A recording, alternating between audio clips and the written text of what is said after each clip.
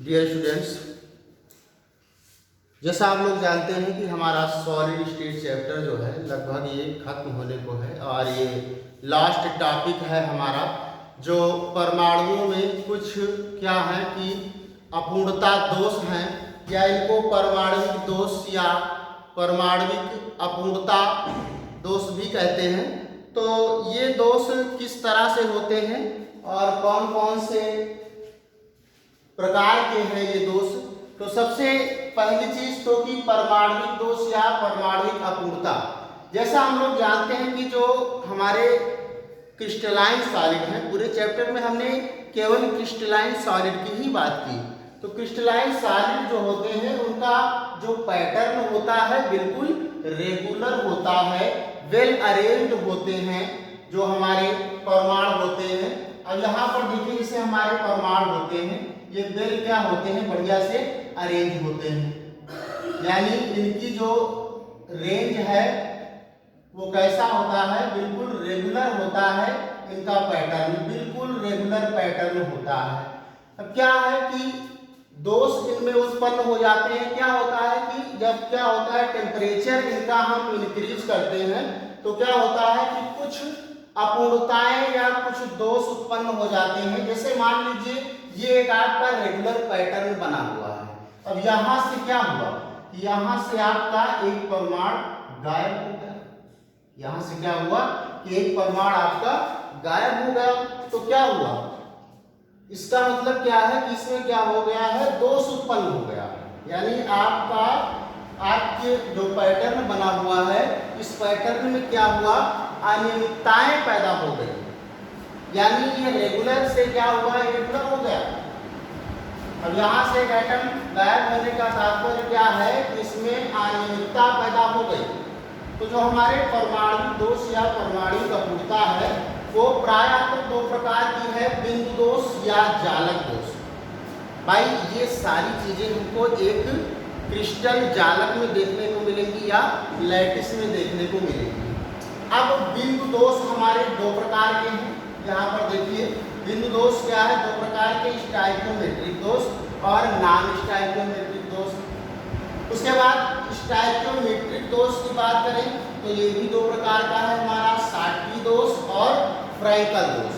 तो हम सब आज ये जानेंगे कि शॉटकी दोष और फ्रैंकल दोष कैसे उत्पन्न होते हैं। सबसे पहले ये जान लेते हैं स्टाइकियोमेट्रिक दोष किसे कहते हैं। तो बच्चों स्टाइकियोमेट्रिक दोष वो होते हैं जिनमें क्या होता है कि जो हमारा पैटर्न है एक क्रिस्टल जालक का, तो उनमें क्या होता है कि जो हमारे केटायन और एनायन होते हैं, जो हमारे केटायन और एनायन होते हैं उनका जो पैटर्न होता है, उनका जो रेशियो अनुपात होता है वो क्या होता है, बराबर होता है।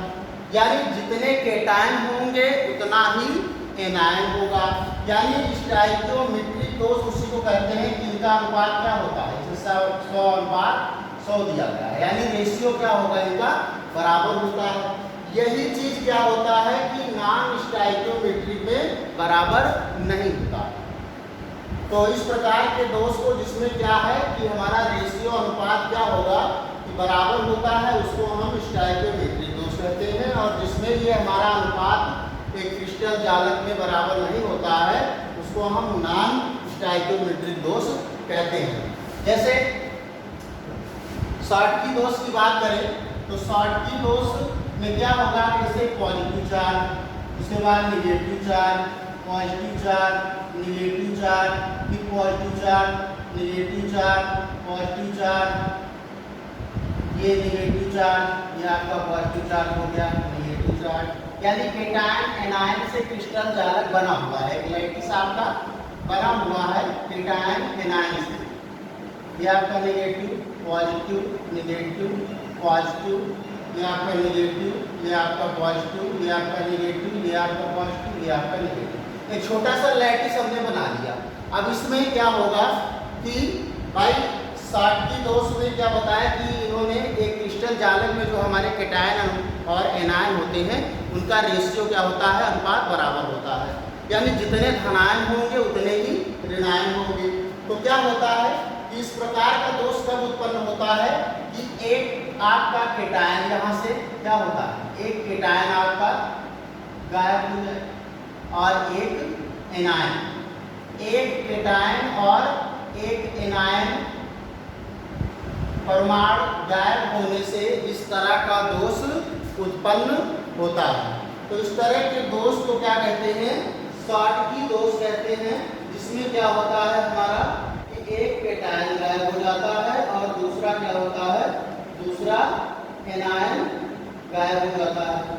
तो इस प्रकार का जो दोष है वो होता है हमारा शॉटकी दोष, जिसमें क्या होता है कि धनायन और ऋणायन की संख्या क्या होती है, अनुपस्थित होती है।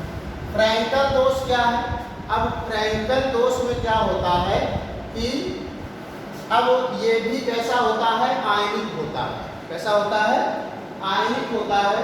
अगर फ्रैंकल दोष की बात करें तो फ्रैंकल दोष में क्या होता है, ये दोष तब उत्पन्न होता है जब एक आयन अपनी जालक स्थिति को त्याग कर एक अंतराकाशी स्थिति को ग्रहण कर लेता है। जैसे यहाँ पर ये एक क्रिस्टल जालक बना हुआ है, ये क्या बना हुआ है, एक क्रिस्टल जालक आपका जो है बना हुआ है। तो क्या करेगा कि अपनी स्थिति को छोड़कर, जैसे और प्रायः कौन धनायन की बात करें, ये अपनी स्थिति को छोड़कर क्या हुआ कि एक अंतराकाशी स्थान में आके बैठ गया। यानी ये स्थान आप इसको मिला या यहाँ पर दिखा देते हैं कि ये स्थान, इसने क्या किया कि अपना स्थान छोड़ दिया और ये क्या हुआ कि इस तरह से आके अरेंज हो गया। तो इस तरह का जो दोष होता है उसको क्या कहते हैं, फ्रैंकल दोष कहते हैं। कि अपने स्थान को छोड़कर क्या हुआ कि एक अंतराकाशी स्थान में आके ये बैठ गया। तो इस तरह का दोष जो होता है वो हमारा फ्रैंकल दोष होता है। अब थोड़ा सा बात करते हैं नॉन स्टाइकियोमेट्रिक दोष। तो नॉन स्टाइकियोमेट्रिक दोष जो होते हैं वो हमारे 3 प्रकार के होते हैं। हमने क्या बताया कि इनमें क्या होता है, इनका अनुपात क्या होता है, इनका अनुपात बराबर नहीं होता है। अब नॉन स्टाइकियोमेट्रिक दोष, तो पहला हमारा ऋणायन रिक्तियों के कारण धातु अधिकता दोष। तो ऋणायन रिक्तियों के कारण जो है ये दोष उत्पन्न होता है। अच्छा, एक क्रिस्टल जालक में क्या होता है कि जितने धनायन होते हैं उतने ही ऋणायन होते हैं। इससे क्या होता है कि ये जो है क्रिस्टल जालक की विद्युत उदासीनता को क्या करते हैं, बनाए रखते हैं। जो लैटिस होता है हमारा, जितने धनायन होते हैं उतने ही ऋणायन होते हैं। तो ये क्या करते हैं आपस में, ये एक क्रिस्टल जालक की विद्युत उदासीनता को क्या करते हैं, बनाए रखते हैं। अच्छा, जो पैटर्न है हमारा ऋणायन रिक्तियों के कारण भाग अधिकता दोष। तो ऋणायन में रिक्तियाँ उत्पन्न हो जाती हैं। जैसे हमने यहाँ पॉजिटिव नेगेटिव ये बनाया एक जो है पैटर्न। तो क्या हुआ कि यहाँ पर धनायन में रिक्तियाँ गायब हुई हमारी, ये फ्रैंकल दोष अपने स्थान को छोड़कर क्या हुआ, एक अंतराकाशी स्थान पे आके बैठ गए। शॉटकी दोष में मैंने बताया कि केटायन और एनायन दोनों क्या होते हैं, अपने स्थान को छोड़ देते हैं। ठीक, तो उस तरह का जो दोष है वो शॉटकी दोष है। अब ऋणायन रिक्तियों के कारण धातु अधिकता दोष क्या होता है, इस चीज को देखते हैं।